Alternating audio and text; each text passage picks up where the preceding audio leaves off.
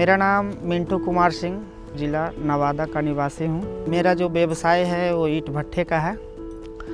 और ईंट भट्ठे का जो व्यवसाय था वो पहले जो था वो एक नॉर्मल तरह से व्यवसाय करना पड़ रहा था। और अब जब से ये पकमेल आया है, पकमेल आने के बाद इसका प्रोडक्शन भी ज़्यादा हो गया, कमाई भी ज़्यादा बढ़ गया। इसको मिट्टी पीसने के लिए एक शक्तिशाली ट्रैक्टर का ज़रूरत था और वो शक्तिशाली ट्रैक्टर जब मैंने चुना तो ये 551। यही एक गाड़ी ऐसा निकला जो कि किसी भी तरह का मिट्टी हो, चाहे उसमें ईंटा ही क्यों ना हो, उसको पीस कर वो महीन करके ही बाहर निकालता है। दूसरा ट्रैक्टर यूज करने में वो इतना ही मिट्टी पीसने में 8 से 9 मिनट लेता था, और ये ट्रैक्टर जो है कि ये भर डाला मिट्टी पीसने में मात्र 2.5 मिनट का टाइम लेता है। पहले जो ईंटा बनता था उसके लिए लेबर जो है कॉस्ट ज़्यादा लगता था। जितना मिट्टी ये अगर 2.5 मिनट में पीस के रेडी करता है, उतना ही मिट्टी को रेडी करवाने के लिए लेबर को 2 लेबर को मतलब 12 घंटे का टाइम लगता था।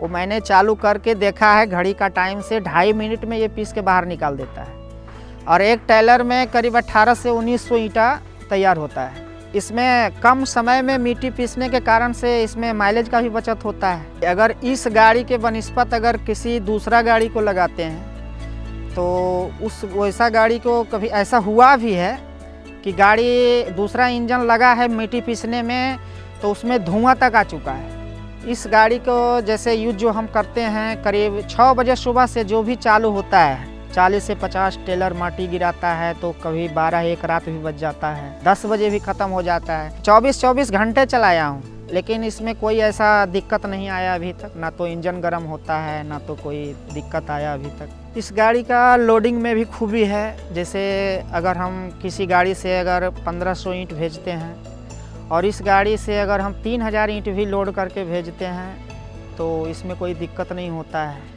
मिट्टी जहां हम लोग स्टॉक करते हैं बहुत ऊंचा स्टॉक होता है, वहां पर अगर इस गाड़ी को देखें तो ले जाते हैं, ऊपर तक चढ़ता है, ऐसे चढ़ाव रहता है। लेकिन उस पर भी चढ़ने के बावजूद भी ये मतलब ये उठता नहीं है, आगे का पोर्शन ये उठता नहीं है। और दूसरा गाड़ी अगर कोई भी यूज करते हैं, कितना ही शक्तिशाली क्यों ना हो, अगर वो इतना ऐसे ऊंचा चढ़ना पड़ा तो मुंडी उठाएगा वो।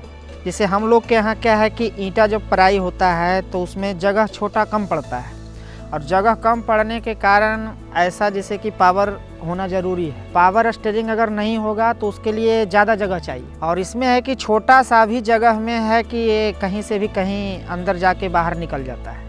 इसका क्लच प्लेट का बात अगर करें तो मैं इसको 3 साल से यूज कर रहा हूँ, लेकिन अभी तक क्लच प्लेट जला नहीं है इसका। और अदर ट्रैक्टर का तो साल में 2 बार 3 बार जल जाता है। माइलेज में भी बेनिफिट है, टाइम में भी बेनिफिट है, और मिट्टी को इतना चिकना इतना महीन करता है कि उसके बनिस्पत कोई गाड़ी उतना महीन नहीं कर पाता है। इस गाड़ी का जो मेन मकसद है एक बिजनेस पर्पस के लिए, तो ईंट भट्ठे पर ये सक्सेसफुल है।